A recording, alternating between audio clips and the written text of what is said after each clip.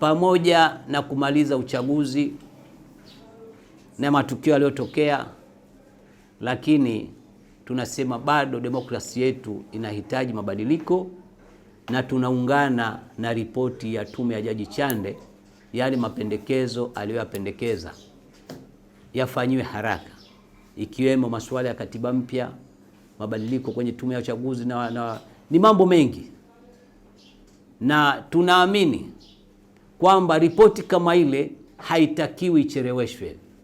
Ingawa alisema kwamba ikifika tarehe 2027 kuna mambo yameshafanyika, lakini watu wameanza kuwa na wasiwasi kwamba karibu mwaka unamaliza huu, hawajaona yani harakati yoyote juu ya masuala haya, hasa wakiangalia bajeti iliyozungumza na mambo mengine. Kwa hivyo tungeiomba serikali kwamba sisi tunakubaliana na ripoti ya Jaji Chande, lakini hatutokubaliana na kudharau kuitekeleza ripoti ya Jaji Chande kwa wakati maalum. Tanzania ni moja katika nchi ambayo kuwa kitengo chake cha usalama wa taifa kinafanya kazi vizuri. Je, hawakuishauri vizuri serikali? Siamini hivyo. Je, nani ambaye kuwa alidharau ushauri wa usalama wa taifa mpaka nchi ikaingia kwenye machafuko?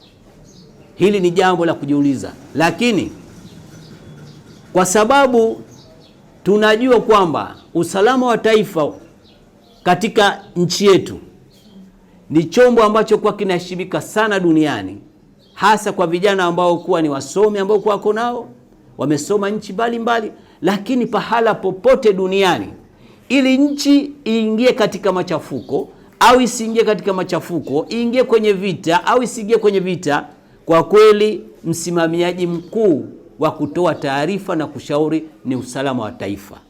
Na naamini kwamba usalama wa taifa toka enzi ya Mwalimu Nyerere mpaka leo hawajakuwa washauri wabaya wa taifa letu kuhusu masuala ya usalama. Ikiwa usalama wa taifa ndio ambao kuwa walisaidia baadhi ya nchi Afrika kupata uhuru na nchi zao zikawa salama, sidhani kwamba wanaweza wakashauri vibaya katika taifa letu ili itokee vurugu. Tungemwomba Mheshimiwa Rais, naamini anaweza akawa na washauri wengi, lakini mshauri wa kwanza ni usalama wa taifa. Binafsi nawapongeza sana namna walivyoweza kuzuia baada ya machafuko yaliyotokea.